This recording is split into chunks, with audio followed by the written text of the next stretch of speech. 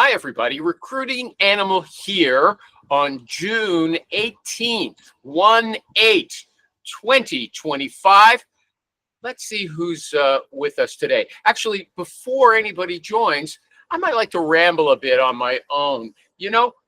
People are always concerned about whether other people like them, okay? And, I learned a term that I think is really good. It's called impression management. That's what people do in interviews. They want to put on their best presentation of themselves or their best foot forward.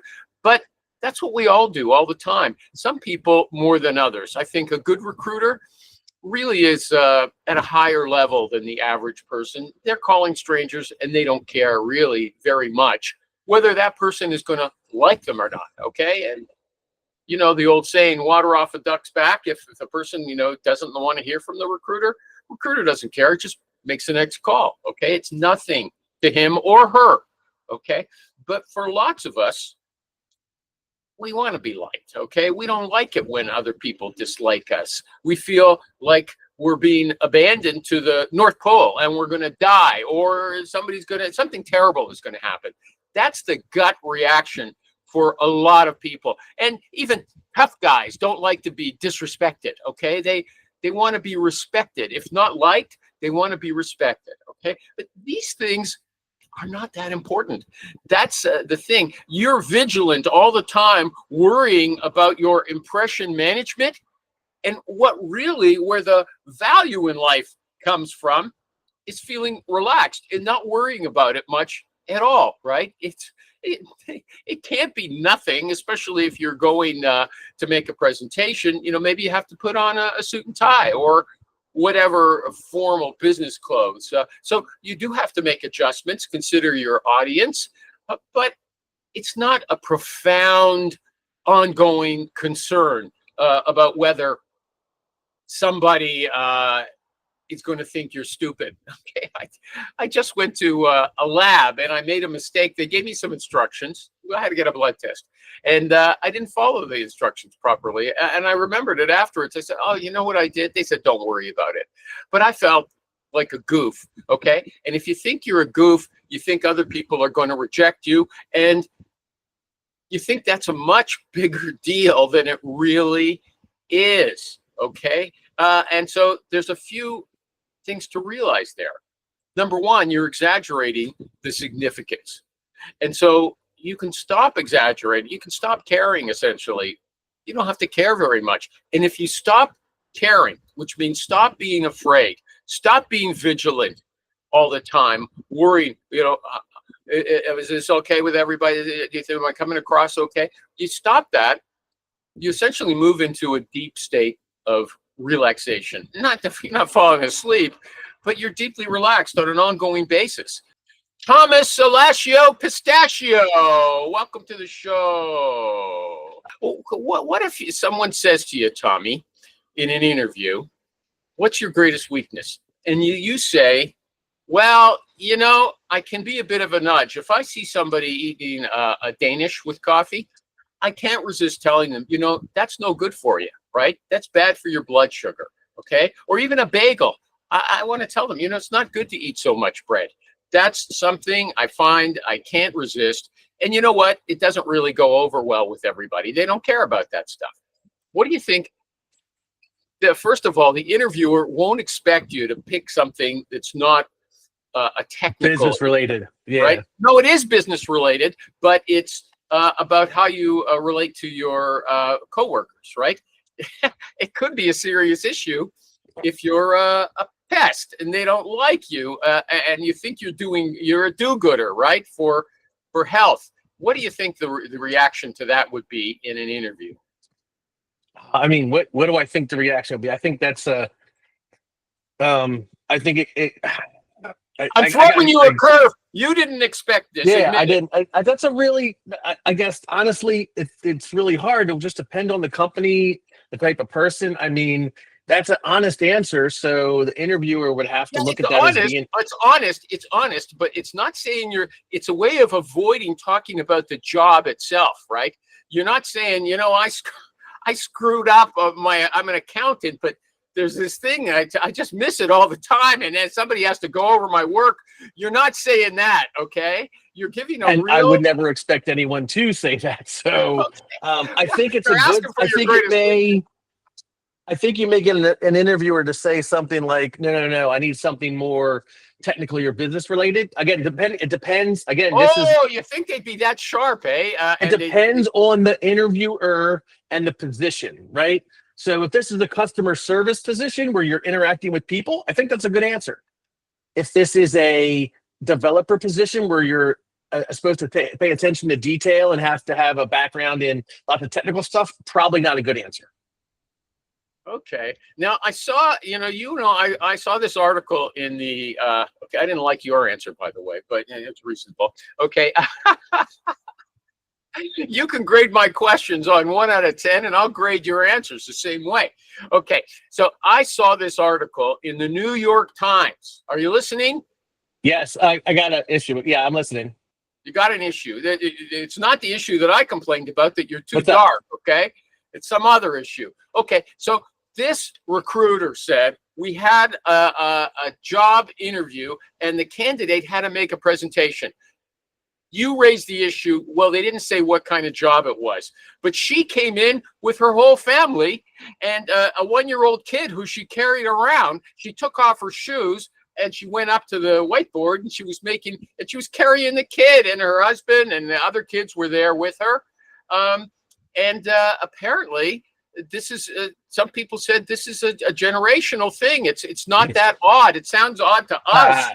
I've gotten some really odd situations. I've had guys show up, and this is 15, 20 years ago, and show up with their sisters and all kind of weird shit, right? I had a guy comb his mustache in the interview. I've had a lot of weird shit.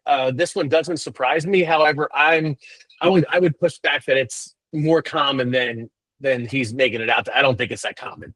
I mean, that's just, and also again, that's why I said, if this is an opportunity for working in a daycare, might be legit, right? Yeah, it wasn't for a daycare. Okay. What was it Okay, for? good What was point. it for? Like who I is don't this know, recruiter? but Is he making this?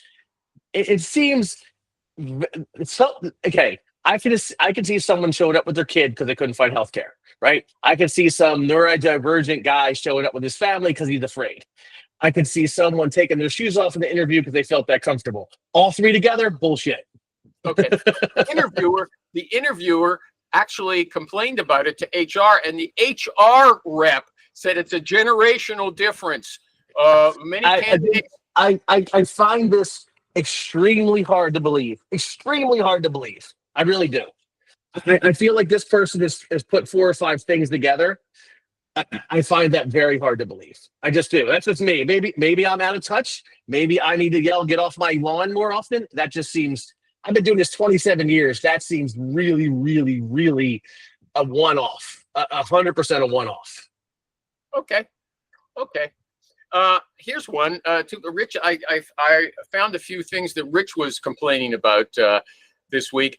Rich said, actually, he's got his friend or his copywriter posting for him. So I read them now. And he said, your resume, he's talking to job hunters. Look, he walks away while I'm talking to him. Your resume is not a guessing game. Okay. I have to know if you're in Boston or Botswana. So don't leave the city off of your resume. I agree. I agree 100%. Resumes that lack, where you're located, 100%. That's a red flag. Especially, I'll probably get flamed for this if your name is not John Smith and it's Alam Hassalam, right? Like, and you don't show me your address, I'm going to have some questions, right? That's why wouldn't you put? You don't have to put 913 Elm Ridge Avenue, Baltimore, Maryland, but at least put Baltimore, Maryland. Okay, is that Cayman Jr.? This is Reed Thomas. Reed. And he's now a prop to show that people bring babies to interviews, right? Yeah, I brought a baby to interview. I just said it never happens, and I just did it. I've seen dogs. I've seen dogs at interviews, okay, on video, cats especially, right? We've had people here with cats. Your cat used to sit in the window behind you sometimes, okay? That was cute, but you rarely see a kid. And he or she, it's a man, a boy, right? Boy, yeah, Reed Thomas. so calm and relaxed. What do you keep him bringing the interviews all the time? How come he's so into it? He is. So I don't know what it is, but my kids never cried. Very good kids, very easygoing, got along with everything, slept through. We're a very loud family. We talk loud all the time. So when we argue, you would think that the world's coming to an end because we scream at each other. Um, and so our kids sleep through everything, and the same with the grandkids. The grandkids are easygoing, no problems whatsoever. We're very lucky. No colicky babies, no crying babies. They sleep through the night. Very lucky. Okay, what's his name? Seemed like a nice kid. Came in last week. Came, I yeah. enjoyed that in the show. Hey, and is he yours? Because he's got a big red beard. Yeah, my beard comes in red and my hair is black. Okay, I used to have it when I first got my beard. It was red as well, but then it got darker over the years. Yeah, and my wife's got red hair in her family. My middle child has beautiful strawberry blonde, strawberry red hair. Okay. Now here's what's a guy, Dan Pink. He's a famous psychologist, and he was promoting this hot shot rule. Okay, hot shot rule. Once a month, ask yourself, if a top tier performer took over my job today, what's the first thing she'd change? Okay. Now you consider yourself to be a top tier performer already, right? So maybe that's not appropriate. Okay. But if you were saying, let's say you don't work as hard as Rich. Okay. No. Okay, Risa, I don't work as hard as anybody. I'm with you on that. Okay, but you do pretty well. But let's say, so if you asked yourself once a month, ask yourself, if $1 million a year recruiter took over my job, what's the first thing she'd change? Now, would you say she'd double my hours? Yeah, that would be it. Double my hours, probably clean out my database. Now, what does that mean? Clean out your database? I have a lot of people that have no duplicates, or no, just people who have no sense being in there, right? Like I'll do a controller, a one-off controller search or a one-off CFO search, and I'll have 400 profiles from CFOs and controllers completely out of my industry, from food. Why would you want to take that out? I mean, it doesn't cost you anything to keep them in there. So what? Are they garbage in, garbage out? There's a garbage in, garbage out theory behind that, right? So the every time you're doing searches and you're looking through your database for people, that clogs it up, right? So I think that what do you mean it clogs it up? Are they coming up when you're looking for an engineer? A controller comes up? Well, I think I don't know about you, but when I do sourcing, I start broad and narrow my way down. So if I say, let's show me everybody in Tennessee, right? If I just focused. Okay, I get you. If I only focused on, let's say, I work 3 kind of different niches, right? So it's a little different. But let's say all I work with structural engineering, but I did one-offs for clients. That stuff should go, because that way, if I just do Tennessee, it's only going to be structural engineers. But now I got CFOs and controllers and accountants and who knows what else. And my database updates people, so they'll get promoted and they'll have new titles. So it's. Yeah, that's what I would say they would change. I'm a guy who doesn't like to throw out anything, and my gut reaction is save those guys. But you say you like a database that's lean and mean. Is that right? Well, I would like to have a database that's lean and mean. I don't know how to get there because I never really focused on doing that in the beginning. It was always you are the applicant tracking system guru for me, okay? And I don't know how to use them all. I have ADHD, so it's very difficult for me to compartmentalize things like that I need to do to fix my database. Who are you and Rich with your so-called ADHD, okay? These guys are top performers, everybody. They don't need to use those excuses, okay? It's not an excuse. It doesn't affect my performance. You just asked me what a top $1 million producer would change, and it would be they would work longer hours than I work, right?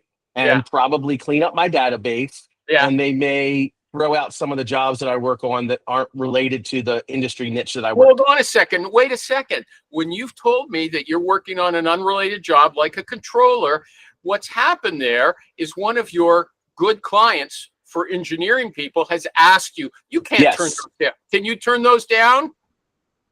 I mean, you can, right? You could in a very I don't think I could be as effective as some other firms Oh, out but there. yeah, I'd but be hold more on, than isn't that happy. opening a door to have them replace you with other searches as well? They'll go and meet a new recruiter who works in an office where they also work on engineers, and then they're pushing to Then that's my take own you up. fault for losing. Like I always say, go ahead and call my clients. I don't care. I'm good at what I do. My clients value my Okay, yeah, expertise. but They if value what I someone does a do. great search for them on that controller, they might want them to move into your territory, your preferred territory as well. Then they're better. If they're a better recruiter than I am and could do the job better, why wouldn't my client go with them? This guy, that's I don't believe it for a second. Okay, so that's the hot shot rule. Okay, I lose. Rich had something else. He said, I don't know if this is relevant. He said he doesn't like these candidates who are too polite. You know, they'll go out for an interview, and the interviewer will say, you know, we're going to get back to you, and the candidate says, oh, don't worry about it. You know, no rush. Don't worry. And the No. You're saying what he said. I'm in no rush. Take your time. That is a death kneel, whatever you want to call it, to the interview. Now, if the word is nail, especially in sales. K-N-L-L, I know it's a hard one. Okay, it's a death knell. In the meantime, the recruiter hears that he's slitting his throat. Okay, and the candidate's not. I mean, no sale. If any sales rep says that, then they're not a good sales rep. You know what? That's really interesting because Rich is placing sales reps. Yeah, like But you have to wonder if their sales manager heard them say that to a prospect, the sales manager would lose their mind. Okay, but any candidate for any job is supposed to be time sensitive, right? And so, what are you, clueless? What are you, an idiot? That's a fair. The recruiters, it would be fair. Don't ever do that. What are you, crazy? Yeah, I mean, we used to tell them. I don't over prep as much anymore, but we used to tell them, candidates, to say, is there anything that I missed that wouldn't move me to the next step? Okay. Or something like that. I don't remember the exact verbiage, but we used to have a thing that was like, well, no, you don't want to. Okay, well, that's kind of interesting, but you don't want to say that. Lots of people say that the candidate should not push hard. Some people say, really sell. What's the next step? Am I being considered? You think? Well, it depends on the position. It depends on the interviewer. It depends where you are in the process. No, but what you said is a different version. I kind of like it. Is there anything that we haven't covered that might be important to later on? Move to the next level. Yeah, like that. That's like, is there anything I missed, or anything that's important that I didn't go over, or there's anything that you were expecting from me that I didn't follow up on, or some verbiage like that. That allows the interviewer, it's not as pushy, but also to say, well, yeah, tell me about X, or why didn't you bring up Y? You know what? That's I've never heard that before, to tell you the truth. But again, the thing is, you're sort of implying that the interviewer has goofed up, hasn't, or maybe it's possible. It's easy once, if you're having a good conversation, that you forget things, right? You can forget things. You were focusing on your sales and you forgot to mention marketing, right? Or you were focusing on X and you forgot to mention Y, and the employer was interested in Y, right? That's all you're asking. Now, before we go, Animal, is there anything I didn't mention or discuss that might push me to the next step in the interview process? Okay. Here's another Richie Rich thing. I didn't realize I had so many. Rich says, if you're with, people are always saying you have to move around. 5 years with one company is not a problem. 6 years and you're a loser, especially if you're with a big company. Okay. It means your skills are just getting too narrow. It tells people you're comfortable, you're in a routine, you don't like being challenged, you're not having to adapt to a lot of new situations. It's a real red flag. It's a real negative. What do you think about that? If it's in the same position for 10 years, I do have a concern with that. For anyone who wants to grow with their organization, why haven't you been promoted? Why have you been a sales rep for 10 years? Now, there are people who are like, look, I'm perfectly fine making my 200 grand, golfing every Friday, right? There's some variables in there. But anyone who says they are looking to, grow with an organization and they don't change positions after 10 or 15 years, they're in the same sales position, that's a red flag. Okay, but some companies there's really no forward movement, right? And so what they would love is a candidate who, likes what he's doing, doesn't want to move any, Yeah. I mean, again, there are plenty of worker bees out there, right? But you have to say to yourself, when you talk to that worker bee and he's like, interested in your opportunity, well, why haven't you progressed in 15 years? And why are you looking to leave after 15 years? Like, what, all of a sudden now after 15 years, you're ready to make a change? There's a lot of red flags more than someone after I talked to for 5 years. Okay. And I look for stuff like, how old's your boss? Like, how old's your boss? My boss is 3 years older than me, and you're 42. Yeah. So you'd actually ask that, how old's your boss? oh my God, yes. When I'm talking to somebody about why they, remember I tell you, when I'm talking to someone, I'm trying to clarify, like, what are the reasons, what will motivate you to make a job change? And if we're talking about a leadership role and I'm trying to sell him on the role, I may either do one of two things. Let him tell me, or I may say, wait a second, you've been in this position 5 years. What's your next step? Well, possibly leadership. So how old's your boss? He's 47. And I go, well, you're probably in your early 40s, right? I go, do you see your boss going anywhere anytime soon? No, probably not. So why do you think you'd be a leader in the next 5 years if your boss isn't going anywhere? Hey, that's a good point. And this is a leadership position. In fact, this position is bringing you in to be a leader. Isn't this a better opportunity for you considering your boss isn't going anywhere? And have you actually turned someone around by pointing those things out? Hell yeah. In fact, I just had a candidate, right, that I did turn. He interviewed, his leadership style wasn't good enough, so they're not moving forward with him. But I used that exact thing on him to get him to interview. He realized from talking to me a little more in depth that there was no room for him to move to the next step because his boss was in his late 40s and wasn't going anywhere because he was born and bred. And the owner of the company had no intentions of selling anytime soon and was only in his 60s. So he probably wouldn't retire for 10 more years. So this guy was stuck in that position for at least 10 to 15 more years. And he didn't know that before you talked to him? He never thought about it, right? You got to remember, like they're talking and they're looking for where their growth is, and maybe they gave this guy some leadership, right? They gave him to mentor some young kids and stuff, young engineers. This is the engineering role, so they gave him some mentoring. But in reality, when I started laying out the pathway at his company, it really was like sometimes you have to throw a bucket of cold water on these guys to get them to understand. Okay. Now, there was a guy who pushed back on Rich. I don't know. I didn't see Rich arguing with people. Okay. But the guy said, listen, Rich, the grass isn't always greener on the other side. I can't tell you how many people I see that are on their third or fourth job since leaving my company. And for what? What did they leave for if they have to keep moving around? They're not happy in their new jobs. Okay. That is a very good point. And I know a recruiter who works drywall, hold on one second for me. It's important. Hold on. Yeah, babe. Go ahead.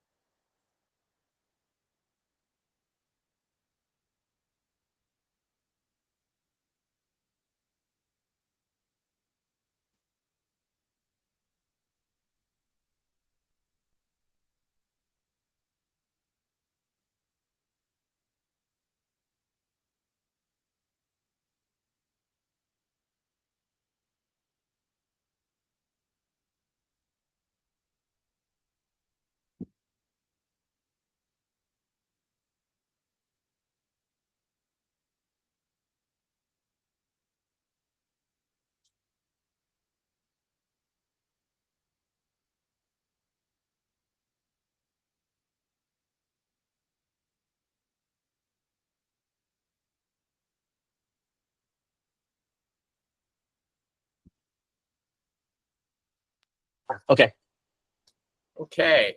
So where were we? Okay. Yeah. The thing is, I was more impressed when I read that critique at first. We don't really I know know what it was. I'm sorry. The drywall recruiter. Yeah. He only places NPCs. And I asked him one time why, and he says because the grass isn't always greener on the other side. So I want active candidates who want to make a change. I want an NPC who tells me, like, look, if you find me a better opportunity in Chicago, I'm going to go, or whatever it is, because the grass is not always greener. Recruiting people can be hard. And I will tell you this, that is a very true statement when you're going from same industry to same industry. That's one of the reasons why I work the way I work, because when I call a structural engineer working for a consulting firm and recruit him for a manufacturing position, what is wrong? A manufacturing position, he gets excited about it because it's different, but it's still in his industry.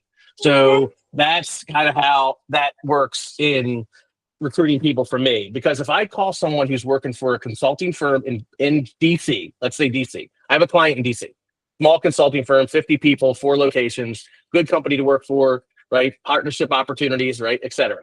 So I call a candidate who's working at a competitor for them, around the corner, down the street, whatever. And hey, I got an opportunity doing the same exact thing you're doing now, working with the same exact clients you're working with, working on the same type of buildings you're working with, but it's just at a different location with a little bit more money. How is that better? How do I sell that, right? So, but if I call somebody working in a consulting firm and say, I have an opportunity with a Fortune 100 company that does structural engineering and blah, blah, blah, blah, blah, blah, blah, and there's this opportunity, it's no more billable hours, you're not dealing with architects anymore, it's similar type projects, but now you can spread your wings. Now that's different, right? So that's why I like doing that. Okay. So a couple of things. First of all, if you have to put him down or something, feel free. I don't know. I'm waiting for my daughter to come downstairs, so we'll see. Okay. And if I do, I will let you know. Okay. The other thing is, some people might not know what an MPC is. It's a most placeable candidate. So that's someone you can who's ready to make a move, and you can call up a bunch of companies and make a presentation, see if they might be interested in seeing that person. Okay. But here's something else, though, from what you just said. You said, look, if I'm moving someone from one position to a similar position at another company, let's say from a consulting firm to another consulting firm in the same city, you said, well, what's the attraction in that? But the point is, here's something, you got to call those guys anyway, because you never know what's going on in someone's life. Yes, I have 100%. not called guys. I've made assumptions before, and those are the guys that got hired because other recruiters recruited them, right? Now, the thing is, it's a double-edged sword. You call up, you say, look, I'm presenting this job, but the guy might judge you and say, look, what kind of recruiter are you? You've got not giving me anything I don't have. So, yes, that's my point. Would you introduce yourself, the presentation? Look, I know this is not that much different from what you're doing, but I'm just checking to see if it might be of interest. That way you sort of show them that you're not clueless. What I throw at them is the partnership opportunity down the road. Do they have partnership opportunity at their current firm? Right. And then I also sometimes I'll look for, what's your commute like? Where do you live? A lot of times people inside of DC live in. You're making it. No, here's the thing. Sometimes somebody wants to make a lateral move, and if you don't check, you're not going to know. Very good point. Or even if they've only been at a company for a year, and you say, this is not ready to move. Yeah, sometimes they're ready. They don't like it there, okay? And you don't know that until you call. The problem is, I think you have to position yourself at the start to let them know you realize they've only been there a year, or you realize it's a lateral move, so they don't think you're an idiot for making a presentation of a job that really doesn't have anything exciting involved in it, okay? Okay, here's one. Asking permission on cold calls. We always hear, don't ask permission. Don't say, is this a good time for you to talk with me? Can I have a minute of your time? This guy said only talk, but this guy says you have to ask that, and only people who give you permission are really going to be worth talking to. They're open to talking to you. What do you think about that? Disagree, because I say, hi, my name's Tom Alassio. I'm a headhunter. You and I've never spoken before. I know you're busy. I'll be brief. I've been retained by one of my top clients to search for an individual with a high degree of skill in engineering as it relates to blah, blah, blah, blah, blah. Right? I know you're busy. I'll be brief. I don't even give them an out. Not my problem. They'll tell me, they'll stop me, or hey, I can't talk right now. Call me later, or go pound sand. But no, I never ask. I don't ask how they are, because I don't care how they are, and they don't care how I am. And I don't ask for permission. Well, what if you said, look, can I take a minute of your time? I'm a headhunter. I don't say that. I would never say that. What's wrong? What's wrong with saying that? What's wrong with saying that? It gives them an out. Will they take an out? Some will, some won't. Okay. And I feel like if I have a chance to actually tell them what the opportunity is, give them more information. Anything. Okay, so what you're saying is somebody who would say, no, I don't have time for you, might actually, once you dangle the bait in front of them, they might change their mind. That's what you're saying. Am I That is right? 100% correct. That is 100% correct. Yeah. But Yeah, so that's the thing. That's the thing. Like, would you say is now a good time, or can I have a minute of your time? They are going to think every recruiter out there and say, no, I can't talk. Right? There's a okay, chance of that. Every time okay. there's a chance. This I guy don't says want to you're wrong. give them Too that bad. chance. Yeah, this guy says you're wrong. Too bad he's not here to give his I would examples. love to have a conversation with him because I want to hear what he would. What would you say to that? What would you say to me if I said, hey, I know you're busy. I'll be brief. This gives me a chance to hook them in. This gives me a chance to at least give them some information in the position, so then they can say to me, no, I can't talk. Can you call me later? Okay, what I Right? find interesting there is you talk so fast. I find you talk in that presentation. You talk double your normal speed, and you're a fast Oh yeah, talker. because I'm Wait a just second. kidding. Wait a second. Yeah. I So don't you want to like get that you want to get thing. debate in there before they can shut you out, right? I understand what's going on, but I'm wondering if that isn't a turnoff for some people. Just No, I don't here's a talk fast I'm not talking, fast to you. hustler. Not fast to you. I don't talk that fast. I'm talking that fast to you. Okay, okay. Yeah, I would say if you answer the phone, depending on how you answer the phone, I would say, hey, Animal, this is Tom Alacio. You and I have never spoken before. I know you're busy. I'll be brief. I'm a headhunter. I specialize in social engineering. And clients through Yeah, you know what? You're someone. coming in Wouldn't and be out. as So fast. I'm going to do your ad right now while you're busy with the baby or whatever you're doing there. Okay. So Tommy Pistachio. So now he comes back. Okay, but I'm going to do the ad. I'm going to do the ad now anyway. Tom is a super showman. He's got 3 recruiting shows. His flagship show is on Fridays at 12:30 p.m. Eastern time. Yep, and you find it by going to the recruiterroundtable.com. And it's a bunch of recruiters like this who call in and have a discussion. I would say he depends on them to bring up the topic, so it's a different pace, okay? You never know who's going to say what or what it is. They have a lot more in-depth technically than we get into here. And he'll often bring in vendors, people from technology companies to do demos right there. It's something you won't get to see. And Tom knows a lot about this tech, so he can ask them very good questions. And that helps the audience. So, and you can watch those shows. They're all recorded. But what I like, he says that sometimes he knows more about the tech than the guy making the presentation. And that's really good. I mean, he can ask a question and they don't know, and it's an important thing. It's good for the vendor as well. They'll know where their weaknesses are. So that's Fridays, 12:30. He's got another show on Tuesdays at what, 5 o'clock? Yes, 5 p.m. Every Tuesday. Ask a Headhunter live. Ask a Headhunter. So if you're a recruiter, a junior recruiter, senior recruiter, and you got a problem, you want to talk about it, you call up Tom, and anybody can log in. But it could be just you and him, okay? Yep. And I haven't seen that show yet. How's it going?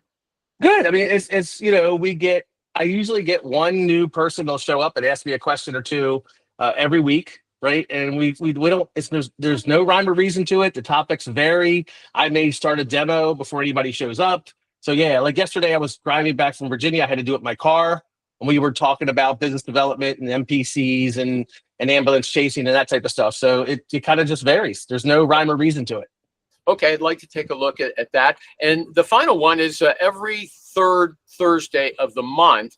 And this Thursday coming up, by the way.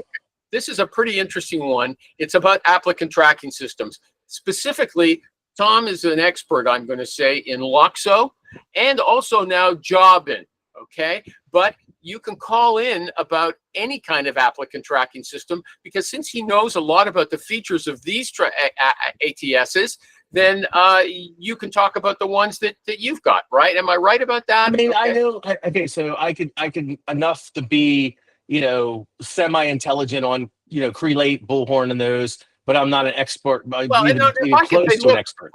Tom, I've got this problem with Crelate or Brass Rail. Or Yes.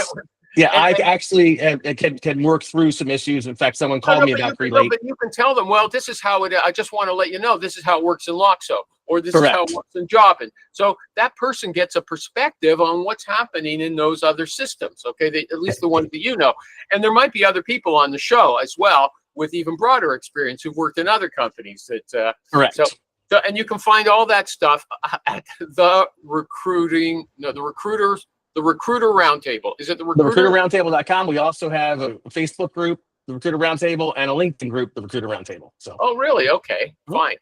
Oakley dokley. Okay, so I find it. I'm surprised the ad went on that long, but it's kind of interesting to know exactly what you're doing. He's got a lot going on there. Okay, back to the question. Back to your show now. Yeah, back to the show. Okay. I've had this situation. You got 3 candidates, okay? The first one is super duper, turns the offer down, okay? The second candidate knows that he's a second choice, right? And feels kind of, I don't know if I want to go with them. They don't think I'm that special. What would you do? That's a shitty candidate, right? So I saw that thing, and it's like one person asked, "How did you know you weren't the second candidate last time?" Like, you don't always know if you're the first or second candidate. Sometimes you do, and sometimes you don't. You know, that's a prepping issue on my part that I screwed up on, that I probably should have worked harder on. Well, no, how is it a prepping issue? I don't see it. I see it's a legitimate issue on the part of the candidate. And they never would have known they were second. In my case, they never would have known they were second. They would have known that they were tied. Right. And that, okay. So if the candidate during the hiring process, the candidate says, Tom, where do you think I stand? You're never going to say you're second. Unless I'm not, again, there's no nevers, right? Everything is everything has an exception, right? So if they're both recruited candidates, they're both kind of having to be sold. Yeah, I'm not going to tell them that. But if one candidate's like an active candidate who really wants the job and is super stoked and everything, and he is second, I will tell him, hey, man, I got to let you know there's another candidate that's in the process who's got more years experience than you, and he comes from the industry. So you could lose it to him. So you need to do everything in your power to make yourself stand out, right? You can use that. That's what I'm talking about. You can use that a candidate who's in second place to make him turn himself into first place. However, you're not going to be able to do it with like a candidate who thinks he's hot shit and should get the job, right? So that's why I said there's exceptions to this. And it would depend on the type of candidates I was dealing with and who was first and who was second and what I think telling them second would result in. You know, I think there's a problem there in that we try to be trusted advisors, okay? But it could be, I'm your trusted advisor. I'm also sending in your competition for the job. It's an awkward situation to be in, okay? And do they know that's what we're doing?